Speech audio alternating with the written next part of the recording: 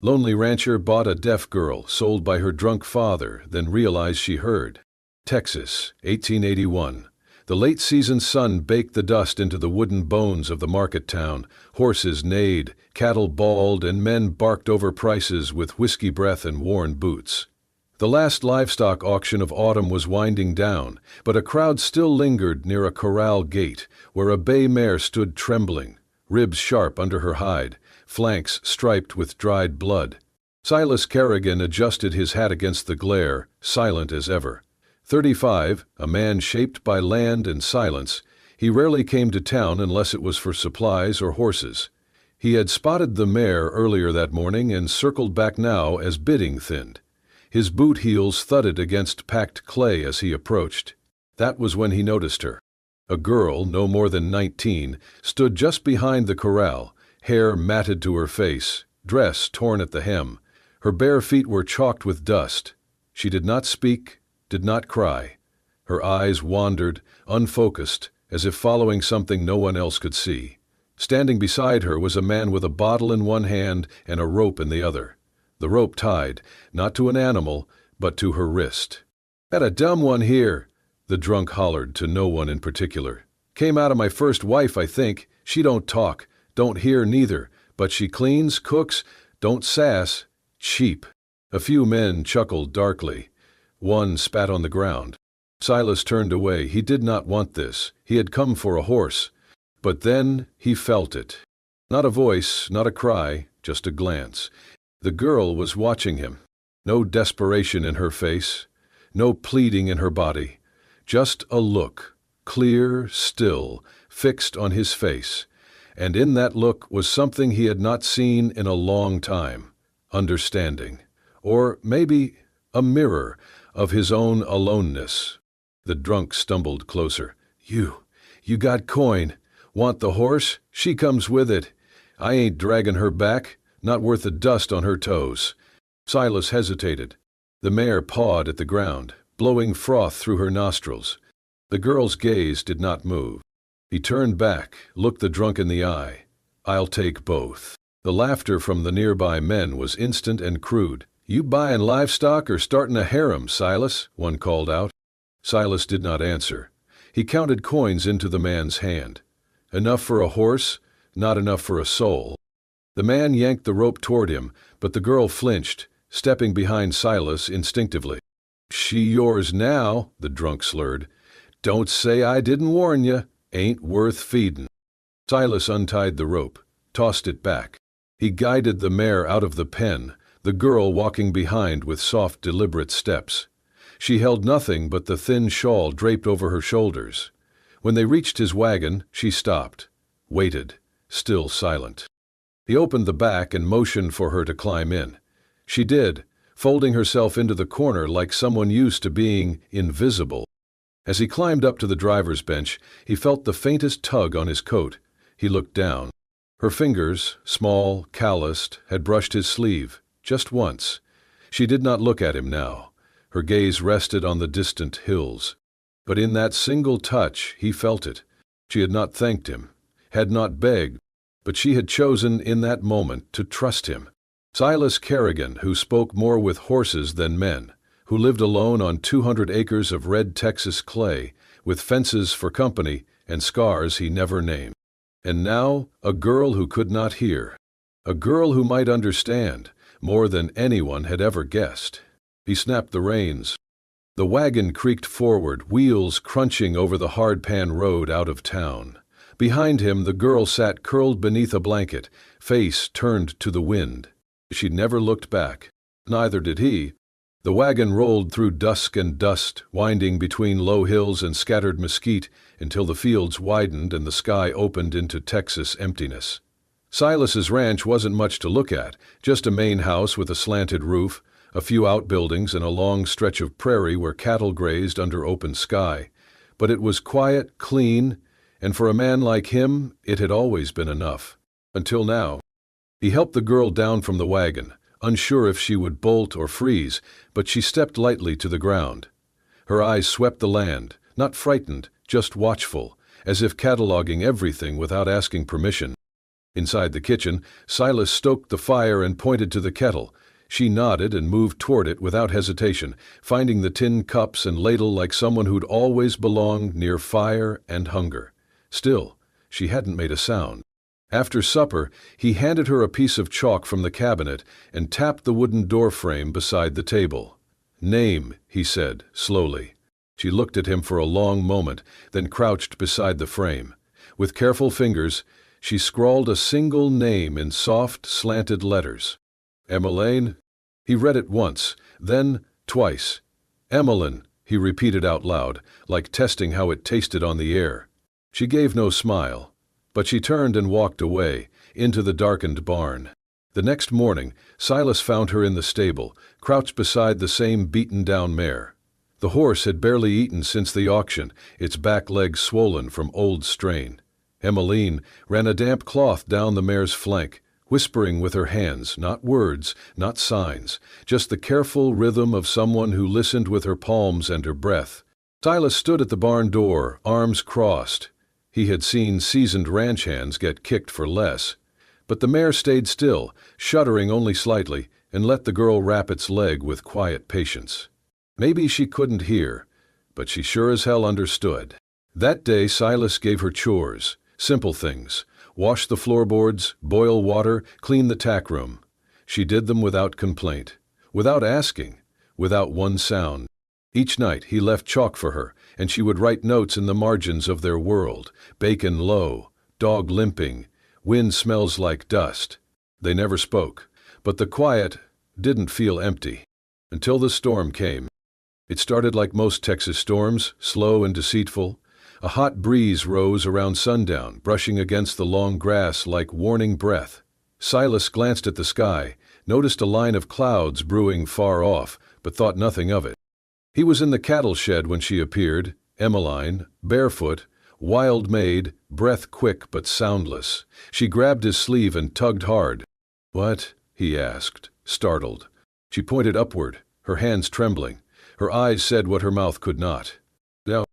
He hesitated, halfway through checking a sick calf, but something in her gaze snapped him into motion. She pulled again, toward the barn door, away from the corral. Then it happened. A crack. No, a shatter. The world split in two as a bolt of lightning dropped from the heavens, striking the tree that loomed just behind the cattle shed. The blast shook the earth beneath them. Sparks flew. The tree burst into flame and collapsed with a moan that sounded like the sky weeping. Silas stumbled back. The calves bleated in terror. Smoke curled into the sky. He looked at her. Emmeline stood frozen just outside the doorway, her face lit by the flickering fire, eyes steady, chest rising fast. She had known. Not guessed, not sensed after the wind rose. She had known. Before thunder. Before the air changed. Silas walked toward her, slow, still half in shock. "How did you—" But she only looked at him. Silent. Certain. That night, after the fire was doused and the animals calmed, he sat beside her at the kitchen table. No chalk this time. No words. Just a man with his hands on the wood and a girl who could not speak. And yet, somehow, she had heard something no one else could. Not thunder, not wind, but the warning inside the world. Silas realized, for the first time in years, he wasn't alone. He looked at her hands, folded in her lap. "Emmeline," he said again. She lifted her eyes to meet his. Silence answered, and it was enough. Since the storm, Silas had started to pay more attention, not with suspicion, but with the quiet curiosity of a man who had lived too long in silence and now found himself staring at something he could not explain, and maybe did not want to. Emmeline never spoke. She never signed, never wrote much more than her name. She had no books, no formal learning, no words. And yet, there were days when it seemed like she understood more than anyone he had ever known. One morning, when the head cow stood alone in the pasture, not eating, Silas chalked it up to the cold. He made a note to watch her. But Emmeline, she moved without hesitation. She brought straw to the birthing stall, drew water with mint leaves from the well, and stood beside the cow, stroking her belly in slow, measured circles. By sunset, the cow was in labor. She had known. Somehow she had known. Silas said nothing, but he watched her. That night he could not sleep. The next day he tried again. He came back from town with tension in his shoulders, the weight of old history heavy on his back. The sheriff had spoken in half-truths and warnings about claims on the land. Whispers that his father had taken more than was rightfully his during the war. Bloodshed, relocation, guilt. None of it was new, but it never stopped stinging. He did not speak a word of it to Emmeline, but when he sat on the front step, staring out into the falling dusk, she came and stood beside him.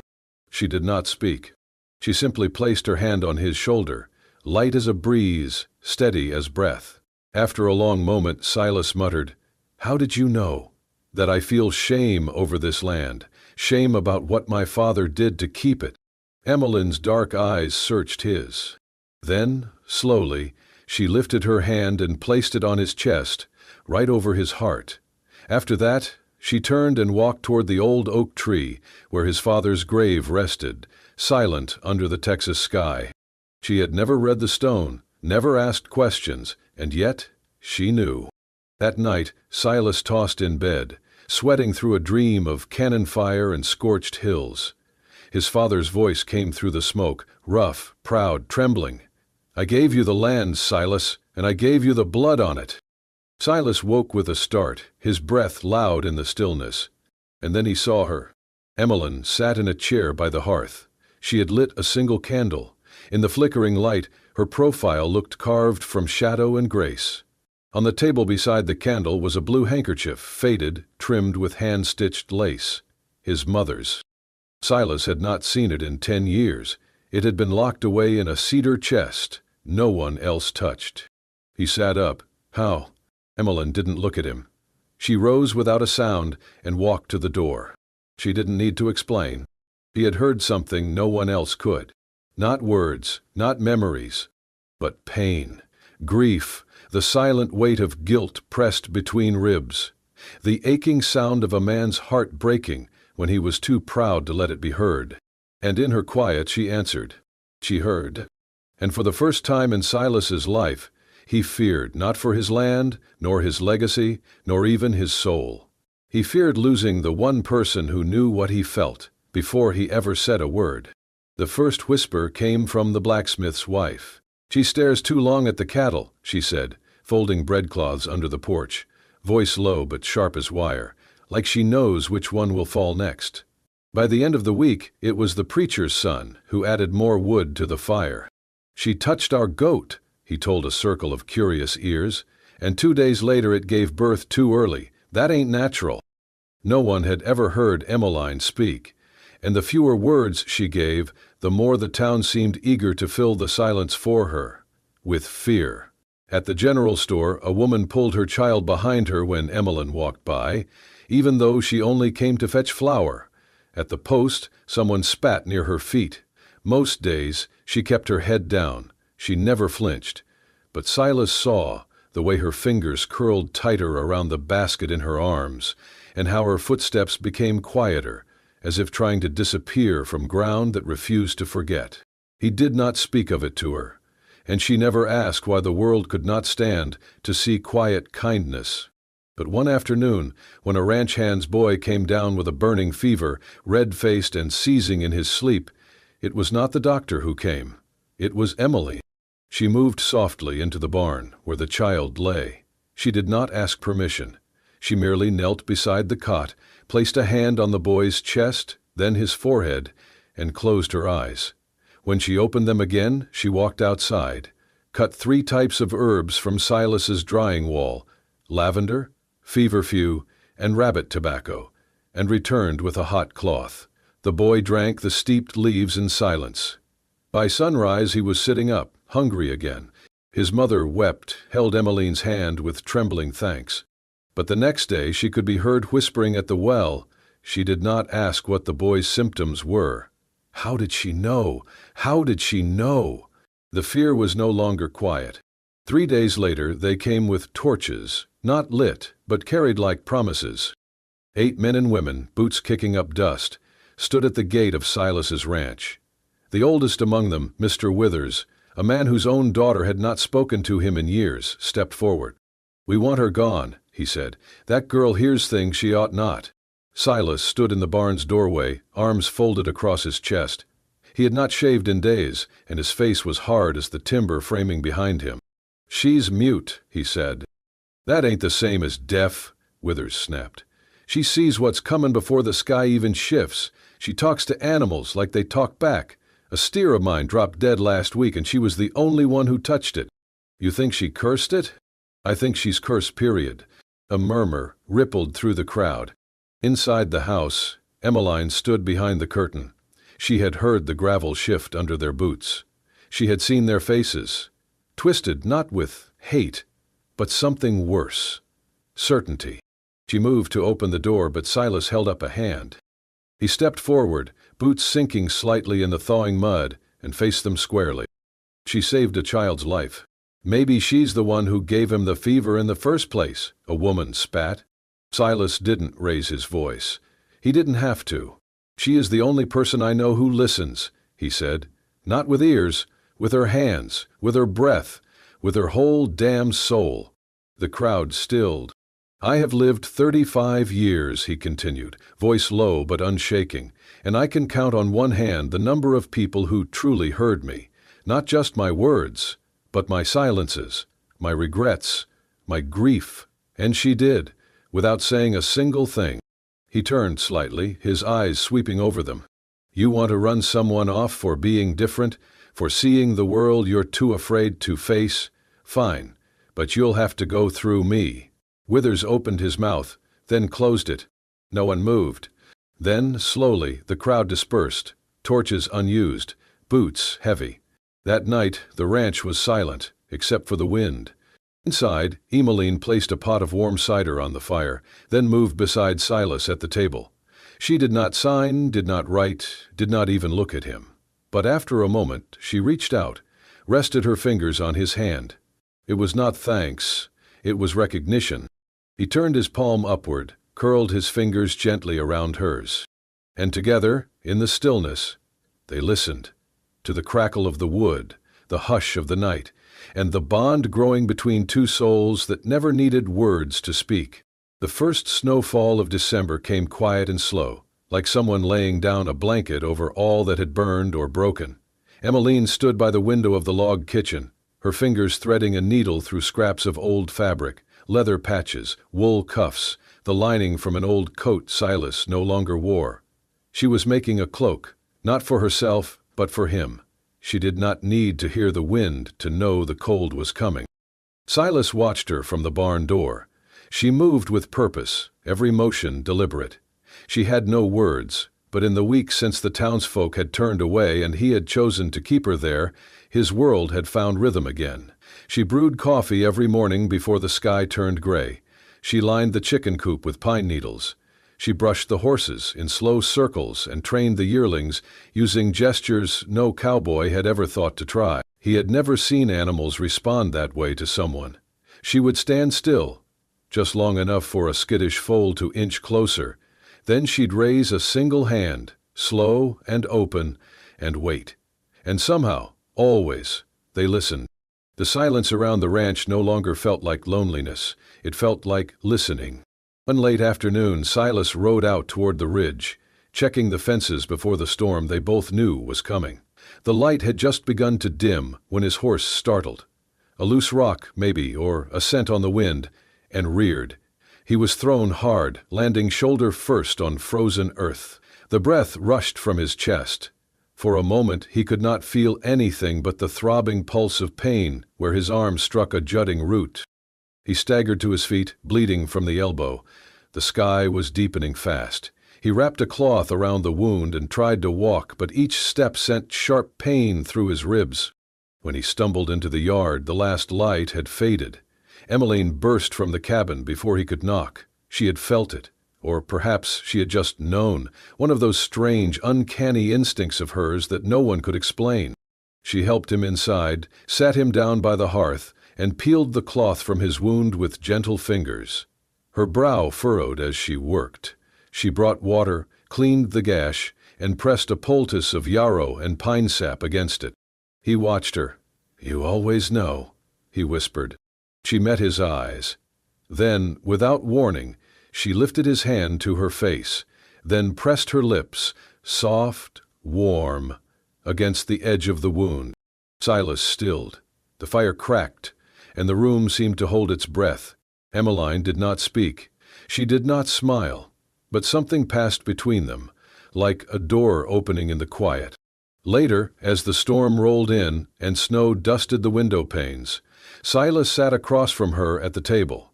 He had taken a piece of paper from his desk drawer and written, slowly, carefully, each letter shaped with meaning that could not be spoken aloud. He turned it to face her. "I want to hear your heart," it read, "if you'll let me listen with mine." She looked at the words for a long time. Then her fingers reached out and touched them, one by one, as if to feel the truth inside the ink. When she finally raised her eyes, they were wet, but not from sorrow. She reached across the table and touched his chest, just once, just enough. And then, for the first time since she had entered his life, she smiled. Not a polite smile, not one of fear or thanks, but a smile like sunrise, like something breaking free after being held in too long. Outside, the wind howled, but inside that cabin, a silence deeper than words had found its voice, and it was warm, and it was real. The days softened. Winter still gripped the ridges, but between storms, life returned slowly. So did something else, something quiet and steady between Silas and Emmeline. She taught him sign language, water, fire, thank you. Her fingers moved like branches in the wind, and though he fumbled, she never laughed, only touched his hands, guiding them until he got it. He taught her to ride. She had never sat a saddle before. The first time, she clung to the horn, knuckles white, but he walked beside her, speaking low though she could not hear. She moved with the horse, anyway, sensing its rhythm through her bones. They built a small room off the cabin, part shelter, part refuge. There they shared meals and silence by the fire. They did not need words. Their glances said more than language could. He noticed things. She smiled when birds gathered at dusk. She flinched at sudden pops in the fire. She always knew a storm before it came. One night, he spelled a sentence in shaky signs. "You make this place full." She stared, then touched her fingers to his lips. Not a kiss, just a thank you, a way of saying, "I hear you too." Then came the storm. Silas had fallen asleep by the fire after repairing fences all day. The sky had been calm, no warning. The lantern flickered low. He woke to her hand on his shoulder.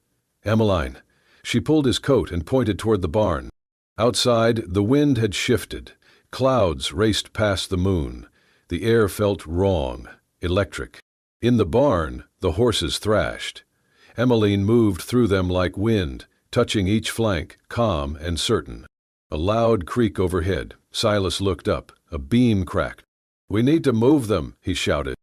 But she was already leading the mare out, signing fast. "Roof will fall. Now!" Together, they moved the horses to the shelter near the house. Rain hit the roof like fists.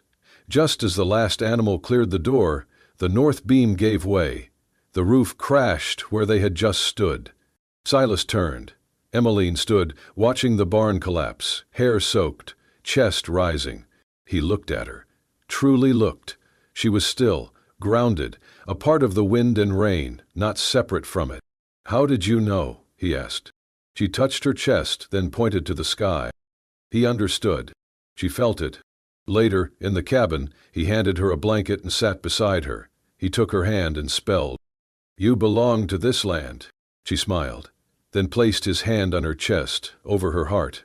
And for the first time he felt her rhythm, quiet, steady. She did not hear like others. She heard deeper. And Silas, in that moment, knew he had finally been heard too. The wind that once carried whispers now brought footsteps. Hesitant, then trusting. Something had shifted in the town beyond Silas's fences, not loudly, not suddenly, but in silence, as most real change begins. The first was Tom Weaver, a ranch hand with a torn shoulder. The doctor was out east and no one else knew how to wrap a wound right. He arrived one gray morning, reins in one hand, the other arm limp. Silas spotted him from the porch. "What do you want, Tom?"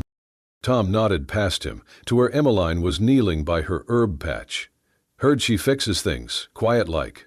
Silas gave a slow nod. "She does." Emmeline came. Without a word, she examined the arm, her hand steady, her brow creased in thought. She moved as if listening, not to words, but to something deeper. When she pressed the right spot, Tom winced, then sighed. 2 days later, a widow came. She had not slept in weeks. Emmeline sat with her at dusk, hands gently resting on her shoulders until the shaking stopped.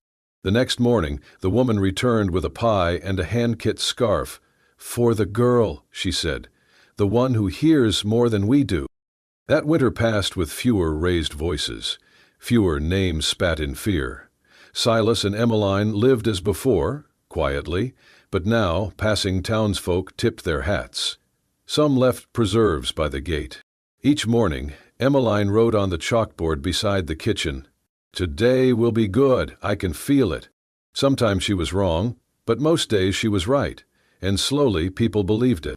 Then came the Sunday that changed everything. The frost had just lifted. The church bell rang, and before its echo faded, panic spread. A 7-year-old boy had vanished from his family during morning chores. One boot was found near the tree line. Nothing more. Men shouted, mothers cried, dogs barked. When Silas and Emmeline heard, he reached for his coat. Emmeline, already beside him, placed a hand on his arm, then knelt. She pressed her hands to the earth, palms, wrists, her whole forearm. Then she crawled forward, pausing, tracing subtle marks. A shifted pebble, a broken twig. He stood and walked. He did not look back, but they followed. Silas, then Tom, then others. Through thickets, up ridges, down dry creek beds, until, in a cedar-ringed clearing, they saw him. The boy, curled beneath a bent tree, his ankle swollen, his face streaked with dirt and tears. Emmeline ran. She knelt, checked his leg, brushed hair from his eyes. Then she looked up at Silas. Not proud, not triumphant, just relieved. When the boy was safe and the story retold, no one called her strange. They called her what she truly was, the girl who hears with her heart. The wind moved slow that evening, brushing gently over the tall grass like it remembered every name that had ever been whispered on this land. Years had passed. The ranch still stood, weathered, wiser, wrapped in the steady rhythm of a life not hurried. Silas walked a little slower now, and Emmeline's hair had grown long and silver thread, but neither of them kept track of years in numbers. They counted time in seasons, in moments held quietly between two hands, in the soundless way a heart says, "I'm still here." The children came most mornings. From the town, from the edge of the hills, from places where words were often thrown too fast or forgotten too easily. Here they found something else. They learned to listen, not with ears, but with their whole being. They sat with Emmeline in the garden as she taught them how to know the difference between fear and shyness in the twitch of a rabbit's nose. They stood beside her in the stable and watched her place a single hand on a horse's flank, calming it with nothing but her breath. She did not teach with rules. She taught with silence, and with the rare, precious way she smiled when they understood something without having to say it out loud. Silas built a wooden bench beneath the cottonwood tree behind the house. That's where they sat most evenings, he and Emmeline, shoulder to shoulder, watching the sun settle into the hills. On those evenings, neither spoke much. They didn't have to. He would pour 2 mugs of tea, still warm from the kettle, and she would take his hand, thumb tracing a slow rhythm across the back of it. Sometimes he would bring out an old harmonica and play a tune with no name, and she would close her eyes and sway, as if she could feel the song ripple through the dusk. Then one evening, as shadows stretched across the wheat field and a hush fell over the trees, Emmeline turned to him. She had learned a little speech over the years, not much, just enough to read lips and shape a few careful words. Most days she still preferred her hands, but this time she spoke with her voice. a voice not used to being heard, soft as a leaf falling in snow. "I do not need sound," she whispered, "only you." Silas blinked. For a long moment he said nothing. Then he nodded, gently. His throat tightened as he answered, "I hear you, always have." They stayed like that until the last light faded from the sky. The next morning, a new group of children arrived. Emmeline wrote a sentence in chalk across the wooden slate nailed beside the front door. She did it every morning, like a ritual. Today it read, "The day will be kind. I feel it." No one asked how she knew. They just believed her. And when the old folks in town talked about the girl who once could not speak or hear, they did not whisper the word witch anymore. They called her the one who listens with her heart. Some still shook their heads in doubt, but most just smiled or nodded or came by with a pie and stayed long enough to leave with something gentler in their chest. That winter, a boy got lost during a snowstorm. Emmeline knelt in the snow outside the barn, pressed her palms to the ground, and tilted her face to the wind. Then she stood, pointed west. Silas followed her for 3 miles through a grove of pine until they found the boy curled beneath a fallen log, alive, frightened, but safe. They never questioned her again after that. The final scene of the year found Silas and Emmeline walking together through the pasture. The sky was wide, brushed with amber and lilac. Their steps were slow, steady. A mare and her foal grazed nearby. The world was quiet, but never empty. They stopped at the top of the hill. Emmeline turned to him and, for the first time, laughed. Not a loud sound, but a ripple of air that shook her shoulders and lit her face like dawn. Silas smiled and kissed her temple. No one told their story. It didn't need to be told, because it was still happening. And sometimes the truest love is not the one shouted from rooftops, but the kind that walks beside you in silence every day and never asks to be anything more than real.